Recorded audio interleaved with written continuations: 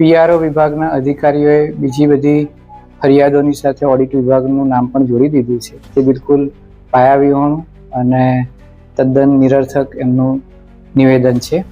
સાથે સાથે ઓડિટ વિભાગમાં જે પ્રમાણે બિલ રજૂ થાય છે એ પ્રમાણે નિયમિતપણે એને મંજૂર પણ કરવામાં આવે છે અને અહીંથી કોઈ માહિતી લીક થઈ નથી અથવા લીક થયેલ માહિતી હોય તેની વિગતો પણ પીઆરઓ વિભાગે આપી નથી. એટલે એ નિવેદનને હું વખોડું છું. જે પ્રકારે સર બિલોની વાત છે, તો બિલોમાં કોઈ ક્વેરી હતી કે શું આપે કોઈ ક્વેરી રેઝ કરેલી હતી?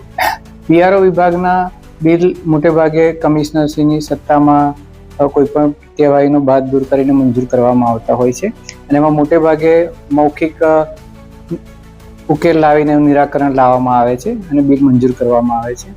હાલમાં જે મુદ્દો એક છે મ્યુઝિકલ પાર્ટીનો, એની અંદર કેટલાક ખર્ચ વગેરે છે અને એની અંદર ક્વોન્ટિટી, રેટ વગેરેની વિગતો સામેલ નથી કરી, એટલે અમે ઓડિટ ક્વેરીથી વિભાગમાં પરત મોકલ્યું છે. અને કોઈ પણ પ્રકારનો પ્રોગ્રામ હોય તો એનું બિલ 10 થી 15 દિવસમાં રજૂ થવું જોઈએ. એની જગ્યાએ પીઆરઓ વિભાગમાંથી ઘણીવાર બિલ 6 મહિને, વર્ષ બાદ પણ રજૂ થવામાં આવે છે. આપને એક જ ઉદાહરણ આપું તો 2024માં પીએમ મોદી સાહેબ આવ્યા હતા, ત્યારના ફરાસખાના વગેરે ખર્ચના બિલ હજુ દિવાળીની આજુબાજુ રજૂ થયા છે.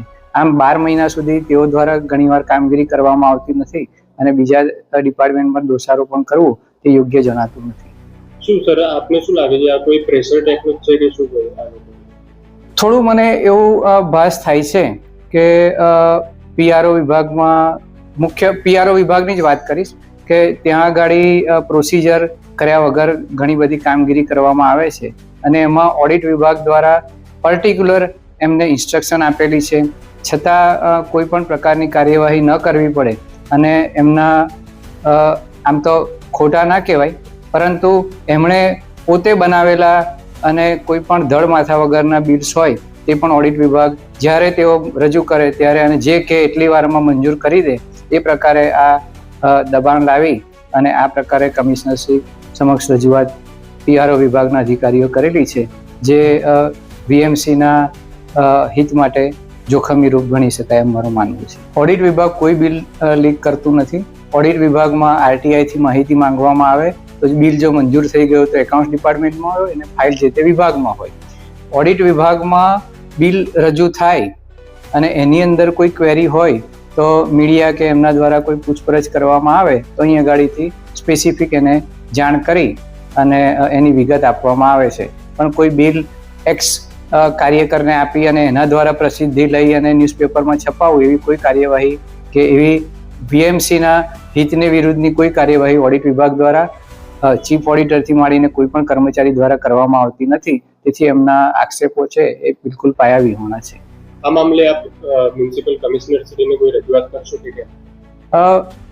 મારા હેડ ઓફ ધ ડિપાર્ટમેન્ટ અથવા તો બોસ કહેવાય સ્ટેન્ડિંગ કમિટી ચેરમેન સર છે અને ચેરમેન સર સાથે ડિટેલમાં બધી વાત થઈ ગયેલી છે, એટલે મારે કમિશનરશ્રીને કોઈ રજૂઆત કરવાની જરૂર નથી. પરંતુ જે એમણે રજૂઆત કરી છે એમાં જ્યારે બિલ ઓડિટ ક્વેરીથી મોકલેલું છે, મેઇન આપણે કોન્સર્ટના બિલની વાત કરીએ તો વાયએમ હોસ્પિટાલિટીનું, તો એની અંદર travel expense, musical expense, miscellaneous expense એમ કરી અને ખર્ચનો તાળો બેસાડવા માટે એ ખર્ચ મૂકેલા હોય એમ મને જણાવ્યું, એટલે એ બિલ પરત મોકલ્યું છે 62 લાખ રૂપિયાનું.